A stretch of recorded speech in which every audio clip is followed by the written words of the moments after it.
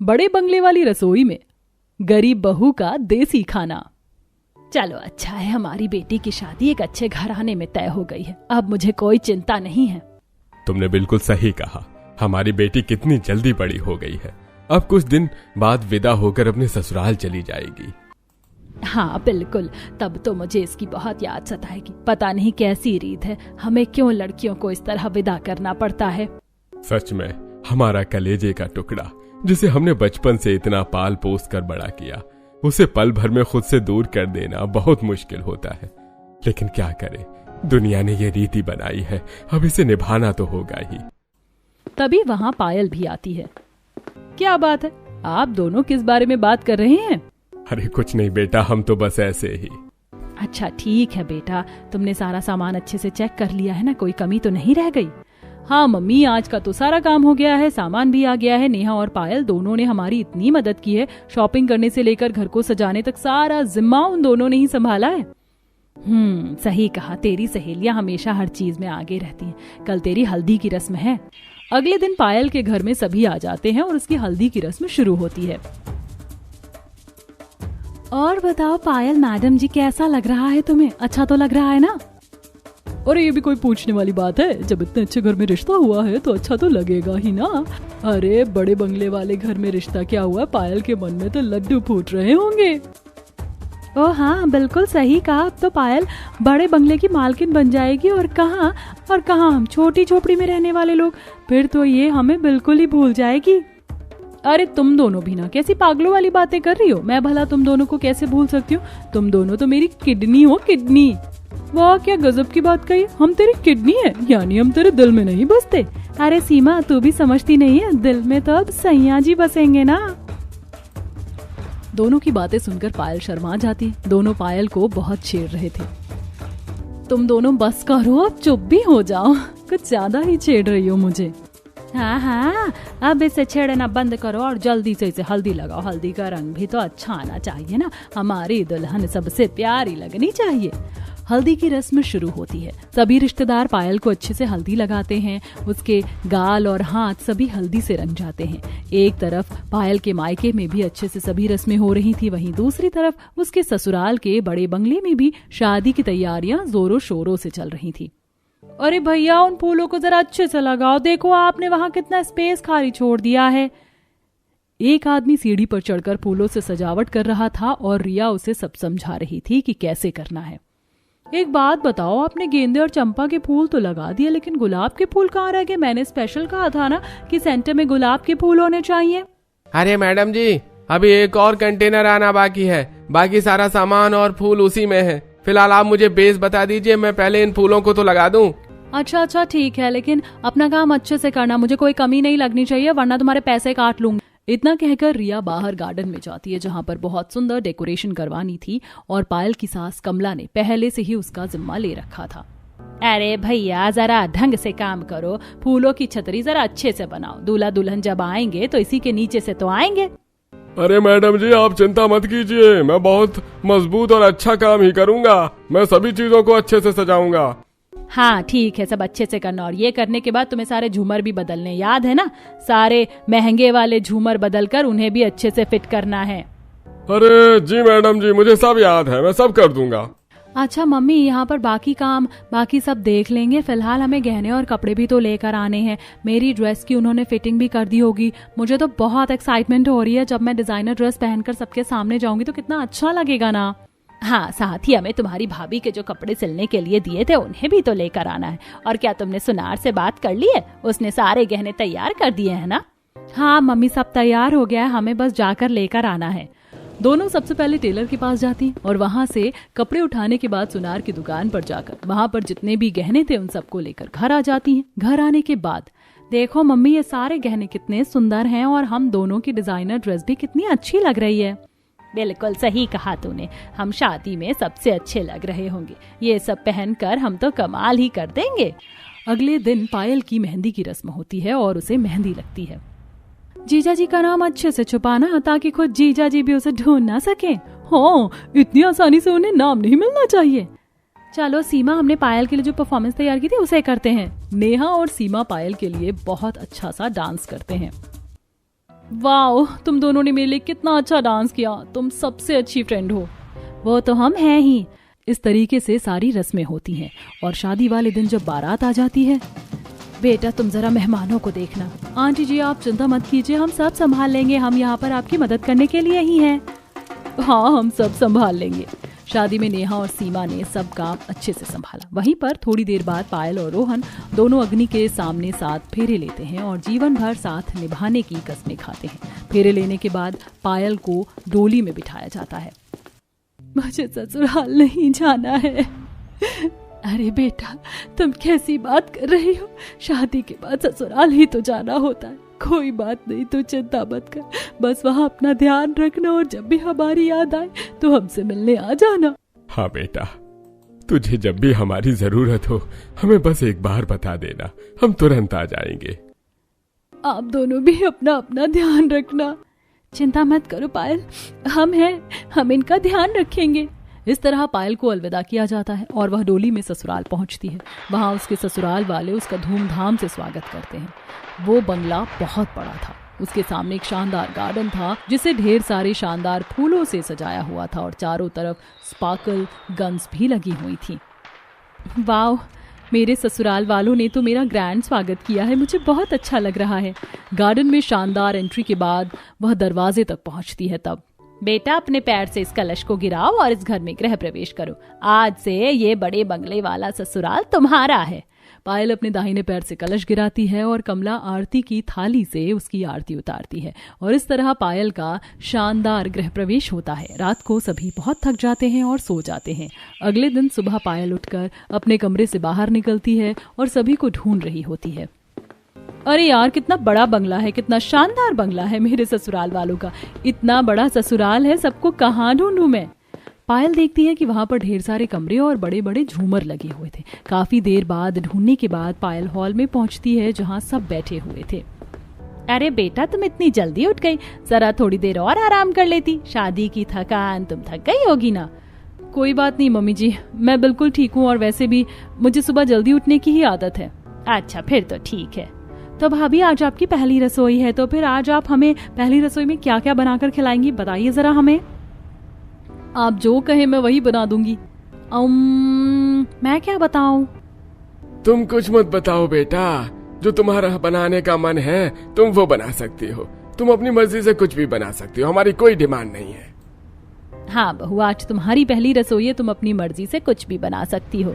तो ठीक है, आज मैं आप सभी को अपनी पसंद का स्वादिष्ट खाना बनाकर खिलाऊंगी। इतना कहकर पायल रसोई में जाती है, लेकिन अंदर रसोई का नजारा देखकर वो बहुत हैरान और कंफ्यूज हो जाती है। हे भगवान, ये क्या इतना सब सिस्टम है, मुझे तो कुछ समझ ही नहीं आ रहा। ये रसोई है या कोई बड़ा सा शोरूम? देखो तो जरा कैसा अजीब अजीब सा सामान रखा है यहाँ। भला रसोई में भी इतना सारा सामान होता है? रसोई में ऑटोमेटिक चूल्हा, ओवन, एयर फ्रायर, बड़ा सा फ्रिज, कांच के बहुत सारे अलग अलग डिजाइन के बर्तन, डिशवॉशर, वहां पर सभी चीजें रखी हुई थी। इनमें से कोई भी चीज आज से पहले पायल ने कभी नहीं देखी थी। अब मैं क्या करूं? मुझे तो इनमें से आधी चीजों के बारे में पता ही नहीं है। अरे आधी तो छोड़ो, मुझे तो किसी भी चीज के बारे में नहीं पता कि ये सब क्या है और इन सब पर खाना कैसे बनाया जाता है। एक काम करती हूँ, वापस बाहर जाती हूँ। पायल वापस हॉल में आती है। क्या बात है बहू? वो मम्मी जी, मुझे ना रसोई का सिस्टम बिल्कुल भी समझ नहीं आ रहा। मैंने आज से पहले ऐसी रसोई कभी नहीं देखी है। मुझे कुछ समझ ही नहीं आ रहा कि इतना सारा सामान आखिर किस चीज के लिए रखा हुआ है। अच्छा भाभी, बस इतनी सी बात है, कोई बात नहीं, चलिए मैं आपको चलकर रसोई में सारा सिस्टम समझाती हूँ। अच्छा ठीक है, चलते हैं। रिया और पायल दोबारा रसोई में जाते हैं और रिया सबसे पहले पायल को गैस का सिस्टम समझाती है। देखिए भाभी, ये गैस इस तरीके से ऑन होगी और आपको जब बंद करना है तो बस इसको इस तरह घुमा देना और ये बंद हो जाएगी। देखा कितना सिंपल है, आसान है ना? हाँ शायद समझ आ गया है। अच्छा सिलबट्टा कहाँ पर है? क्या कहा? कौन सा फट्टा?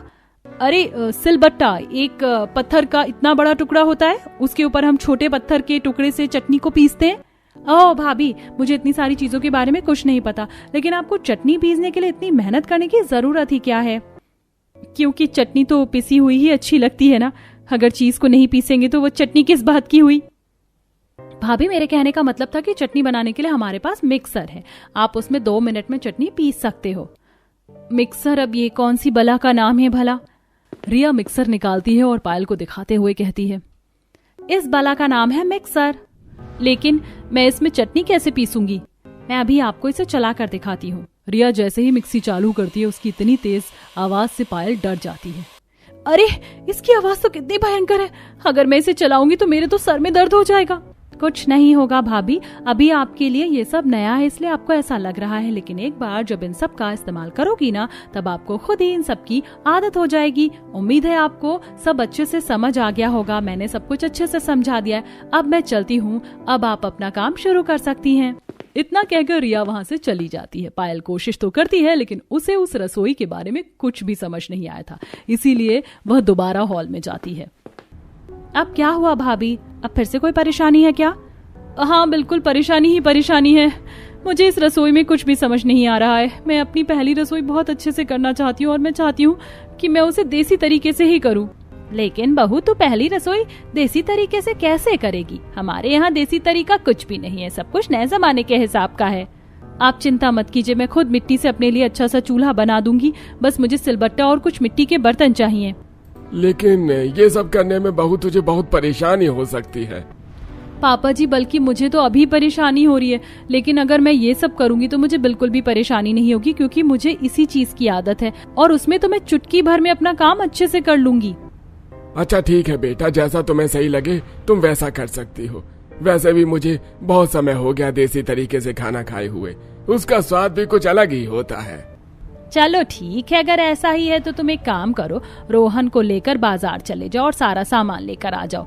पायल रोहन के साथ बाजार जाती है और वहाँ से तरह तरह के मिट्टी के बर्तन खरीदती है, जैसे मिट्टी का तवा, मिट्टी की हांडियाँ, मिट्टी के ग्लास, कटोरी, छोटे छोटे मटके, सब कुछ ही मिट्टी का ही होता है। जब हमारे घर में पहले से ही इतने सारे बर्तन हैं, तो मुझे समझ नहीं आ रहा कि तुम इतने सारे मिट्टी के बर्तन क्यों खरीद रही हो। देखिए जी, मिट्टी के बर्तन बहुत अच्छे होते हैं, इससे खाने का स्वाद भी दुगना हो जाता है और इसमें खाना खाना चाहिए, वो हमारे स्वास्थ्य के लिए भी अच्छा होता है। आप चिंता मत कीजिए, एक बार आप मिट्टी के बर्तन में खाना शुरू करेंगे ना, उसके बाद आप अपने कांच स्टील के सभी बर्तनों को भूल जाएंगे। दोनों बर्तन लेकर घर वापस आ जाते हैं और उसके बाद पायल रसोई के बाहर जो छोटा सा हॉल था उसमें बैठकर अपने हाथों से मिट्टी का चूल्हा बनाती है। ये सब करते हुए सभी उसे देख रहे थे। ओफो भाभी, मुझे तो समझ नहीं आ रहा, जब हमारे पास सब कुछ है तो आप इतनी मेहनत बेवजह ही क्यों कर रही हैं? बस तुम देखती जाओ, थोड़ी देर बाद तुम्हें भी सब पता चल जाएगा। मिट्टी का चूल्हा बनकर तैयार हो जाता है। उसके बाद पायल ने जो सब्जियां काटी थी, कुछ लकड़ियां जलाकर पायल एक मिट्टी की हांडी चूल्हे पर रखती है और उसमें तेल डालकर सबसे पहले वह सब्जी छौंकती है। इन सब की वजह से घर में धुआं तो बहुत हो गया था। बेटा, धुआं तो बहुत ज्यादा हो रहा है, जरा ध्यान से काम करना। उफ, मेरी तो आंखें भी जल रही हैं।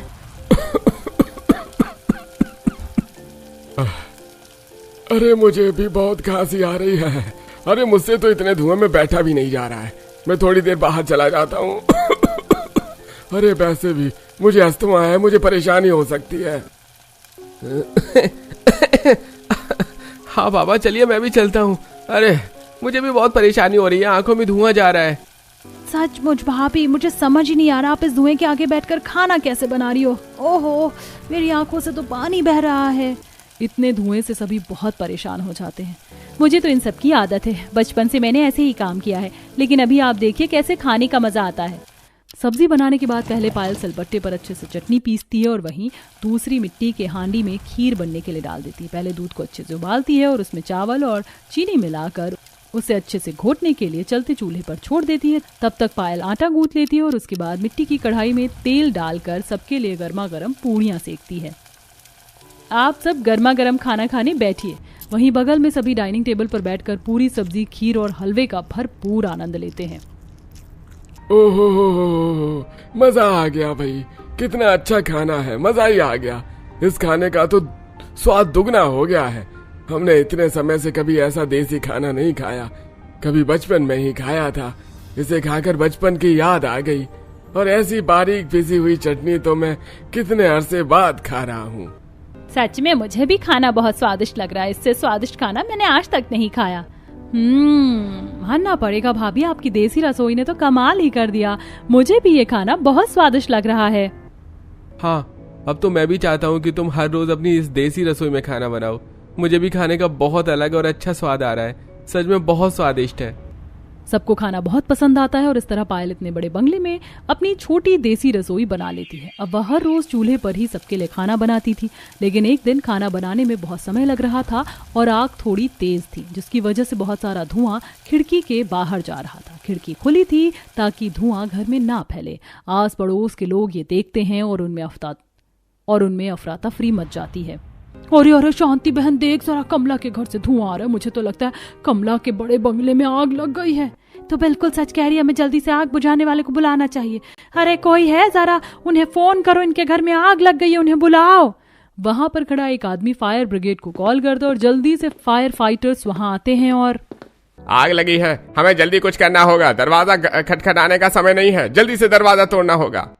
दरवाजा तोड़ने के बाद अपना पाइप लेकर सीधे घर के अंदर घुस जाते हैं और बिना कुछ सोचे समझे पूरे घर में पानी के पाइप से आग बुझाने लगते हैं, जिससे चूल्हा भी बंद हो जाता है, खाना खराब हो जाता है और साथ ही सभी गीले हो जाते हैं। अरे तुम लोग कौन हो, निकलो यहाँ से, हमारे ऊपर पानी क्यों डाला? अभी तो होली भी नहीं है। अरे आप यहाँ पर क्यों आए हैं? लेकिन जब अंदर जाकर वह नजारा देखते हैं तो उनके होश उड़ जाते हैं। अरे हमें खबर लगी थी कि आपके घर में आग लग गई है, इसीलिए हम आपकी जान बचाने के लिए यहाँ पर आ गए थे। अरे ऐसी झूठी अफवाह किसने फैलाई? सत्यानाश हो उसका। आग लगे मेरे दुश्मनों के, हमारे घर में क्यों लगेगी भला? हम तो घर में आराम से बैठकर खाना बना रहे थे। सच पता चलने के बाद फायर फाइटर्स वहां से चले जाते हैं। साथ ही जब अगल बगल की पड़ोसन उसके घर पर आकर देखती हैं तो उनके भी होश उड़ जाते हैं। इसका मतलब तुम्हारे इस बड़े बंगले में आग नहीं लगी थी, तुम बस घर में चूल्हा बनाकर खाना बना रही थी। लेकिन भला ऐसा कौन करता? देखो तो जरा, तुम्हारे इस बड़े बंगले की दीवारें कितनी खराब हो गई। अरे तुम क्या कोई आदिवासी के जमाने के हो जो इस तरह घर में चूल्हा बना रहे हो? पूरा घर का नक्शा ही खराब कर दिया, पूरे घर की शो खराब हो गई। अरे तो क्या हो गया, कम से कम हमें देसी खाना खाने को तो मिल रहा है। चूल्हे के खाने का स्वाद अलग ही होता है। अरे ऐसा भी क्या स्वाद लेना जिससे बंगले का नक्शा ही बिगड़ जाए? कहने को तो इतना बड़ा बंगला, और क्या तुम्हारे पास एक सिलेंडर खरीदने तक के पैसे नहीं है क्या, जो तुम पुराने जमाने की तरह मिट्टी के चूल्हे पर खाना बना रही हो? सही कहा, कैसे आदि मानवों जैसी सोच है इनकी। अरे अगर आदिवासियों के पास भी इतनी सुविधा हो तो वो भी चूल्हे पर खाना नहीं बनाएंगे। दोनों पड़ोसन उनका मजाक बनाकर वहाँ से चली जाती हैं। इन्हें और कोई काम नहीं है, बस दूसरों पर बातें मारनी ही आती हैं। कोई बात नहीं, इन्हें छोड़ो, हम सब कपड़े बदल लेते हैं, सब भीग गए हैं। हाँ, और मैंने इतनी मेहनत से इतना अच्छा खाना बनाया था, सब खराब हो गया। कोई बात नहीं बहू, तू चिंता मत कर, आज हम बाहर से खाना मंगवा लेंगे। इस तरह दिन गुजर रहे थे और पायल अपनी देसी रसोई में ही खाना बनाती थी। उसने देसी रसोई में कुछ चीजें भी ऐड की थी। एक दिन बहू घर पर दूध से मक्खन निकालती और सबको खाने के साथ परोसती है। वाह, कितने टाइम बाद मक्खन खा रहा हूँ। लेकिन बेटा, मक्खन कहाँ से आया? पापा जी, मैंने मक्खन घर पर खुद ही बनाया है। मैंने सोचा जब हम दूध लेते ही हैं तो क्यों ना मैं घर पर ही मक्खन और घी बना लूं। वाह बेटा, सच में तुमने तो कमाल कर दिया। तुम वाकई बहुत मेहनती हो और इस घर की अन्नपूर्णा हो। जब से घर में आई हो, हमारा स्वादिष्ट खाने से अच्छी पेट पूजा हो जाती है। बिल्कुल सही कहा जी आपने। हमारी बहू हमारे खाने पीने का बहुत अच्छे से ध्यान रखती है। आजकल दही का स्वाद भी बहुत अच्छा लगने लगा है। मम्मी जी, मैं अब दही भी घर पर दूध से ही जमाती हूँ। मैंने बाहर से मोल की चीजें लेना बंद कर दिया है। इसे कहते हैं असली संस्कार। हमारी बहू ने तो कमाल कर दिया। रसोई की जिम्मेदारी इतनी अच्छे से संभाली है कि बस पूछो ही मत। हाँ, मुझे बहुत खुशी है कि तुम इस घर की बहू हो। तुमने तो सच में कमाल कर दिया। एक अच्छी पत्नी होने के साथ बहुत अच्छी बहू भी हो तुम। सभी पायल से बहुत खुश थे। वो सबको बहुत स्वादिष्ट देसी तरीके से अच्छा खाना जो बनाकर खिलाती थी। एक दिन कमला बाहर जा रही थी, तब फिर से दोनों पड़ोसन उसका मजाक उड़ाना शुरू कर देती हैं। देखो, आदि मानव के जमाने की सास आ रही है जिसकी बहू बड़े बंगले की रसोई में मिट्टी का चूल्हे पर देसी खाना बनाती है। हाँ वही तो, इतनी अनपढ़ गंवार बहू भला किसी की हो सकती है? आज के जमाने में तो कोई भी ऐसा नहीं करता। ऐसा तो पुराने जमाने में होता था क्योंकि उनके पास साधन नहीं थे। लेकिन उनके पास साधन होते हुए भी ऐसा कर रहे हैं क्योंकि उनके पास दिमाग नहीं है। इतना कहकर दोनों जोर जोर से हंसने लगती हैं। तब कमला को भी गुस्सा आ जाता है और वो उन्हें करारा जवाब देती है। अरे मेरी बहू बड़े बंगले की रसोई में देसी खाना बनाकर हमें इसलिए देती है क्योंकि उसका स्वाद दुगना होता है। वो घर पर ही दही जमाना, मक्खन निकालना और हाथों से चटनी पीसकर हमारे स्वाद के लिए इतनी मेहनत करती है ताकि हम खाने का भरपूर आनंद ले सके। मेरी बहू तो असली अन्नपूर्णा है। लेकिन तुम दोनों की बहुओं का क्या? हमारी बहुओं का क्या था? वही तो, तुम दोनों की बहुओं का तो कुछ भी नहीं है। अरे पूरे मोहल्ले की सबसे ज्यादा आलसी बहुएं हैं तुम्हारी। शांति, तेरी बहू तो तुझे बस भूख लगने पर मैगी पकड़ा देती है, तुझे खाने तक को नहीं पूछती। स्वादिष्ट खाना खाए तुझे कितना अरसा हो गया होगा। नहीं, ऐसा नहीं है। कमला की बात सुन शीला भी वहां से खिसकने की कोशिश करती है। अरे शीला बहन, तुम कहाँ इतनी आसानी से खिसक रही हो? जरा तुम भी तो जवाब लेती जाओ। तुम्हारी बहू तो खुद तुमसे ही घर का काम और खाना बनवाती है। अरे तुम्हें क्या पता असली ठाठ किसे कहते हैं? मेरी बहू तो मुझसे एक गिलास पानी तक का नहीं उठवाती है, बल्कि वो हमारे स्वाद की इतनी फिक्र करती है कि इसीलिए इतनी मेहनत भी करती है। मेरी बहू लाखों में एक है, लाखों में असली हीरा है। उन्हें करारा जवाब देने के बाद कमला वहां से चली जाती है। क्या जरूरत थी तुझे ऐसे उसे छेड़ने की?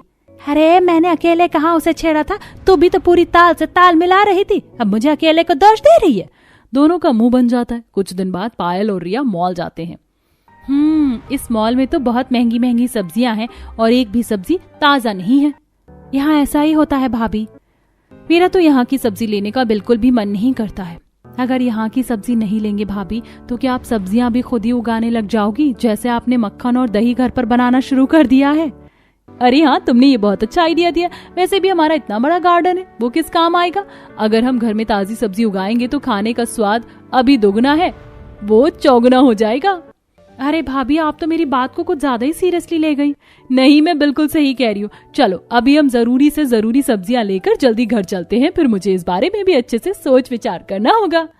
दोनों सब्जी लेकर घर आ जाते हैं और उसके बाद पायल रात का खाना बनाने चूल्हे पर बैठ जाती है। चूल्हा जल रहा था और उसका धुआं पूरे घर में फैल रहा था, जिससे रमेश को बहुत ज्यादा परेशानी हो रही थी और उसकी खांसी बंद ही नहीं हो रही थी। अरे इस खांसी ने तो नाक में दम कर दिया भाई। लेकिन खांसी तो मुंह से हो रही है। क्या तुम्हें भी इस समय मजाक के मूड में लग रहा हूँ? अरे जरा मेरा इनहेलर लेकर आओ। माफ करना जी, मैं तो आपका मूड ठीक करने की कोशिश कर रही थी। मैं अभी जल्दी से इनहेलर लेकर आती हूँ। कमला जल्दी से रमेश का इनहेलर लेकर आती है। वह इनहेलर से अपनी दवाई लेने की कोशिश करता है, लेकिन उसमें बहुत ही कम दवाई थी। जब तक कमला इनहेलर चेंज करती है, उससे पहले ही रमेश बेहोश हो जाता है। अरे आपको क्या हो गया? अपनी आंखें खोलिए। बाकी सब भी वहाँ दौड़े आते हैं। पापा आपको क्या हो गया पापा? हमें पापा जी को जल्दी से हॉस्पिटल लेकर जाना चाहिए। हाँ चलो जल्दी से पापा को गाड़ी तक ले जाने में मेरी मदद करो।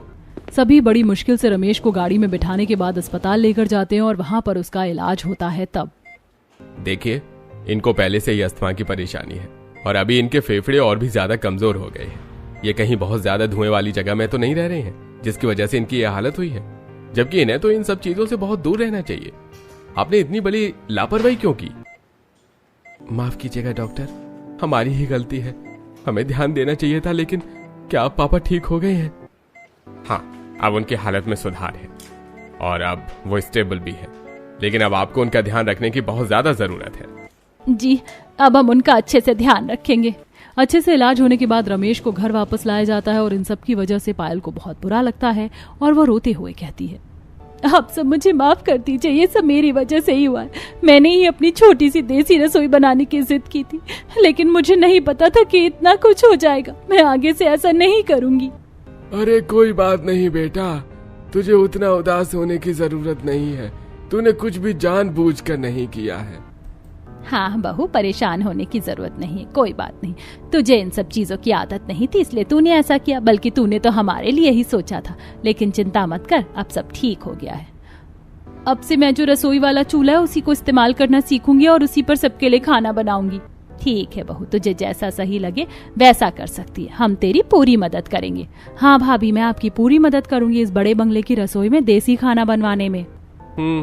अगर ऐसा है तो मेरी कोई मदद की जरूरत है तो तुम मुझे बता सकती हो, मैं भी तुम्हारी पूरी मदद करूंगा। सबकी बात सुनकर पायल मुस्कुराती है। सच में मेरा सौभाग्य जो मुझे ऐसा ससुराल मिला। और हमारा सौभाग्य कि हमें तुम मिली। इस तरह सभी हंसी खुशी चीजों को समझते हैं और उसके बाद पायल ने बड़े बंगले की रसोई में ही खाना बनाना शुरू कर दिया था। हालांकि वह रसोई में अपने देसी नुस्खे ही अपनाती थी, जिसके बिना पायल रसोई पूरी ही नहीं कर सकती थी, क्योंकि उसकी जान उसकी देसी रसोई में ही बसती थी।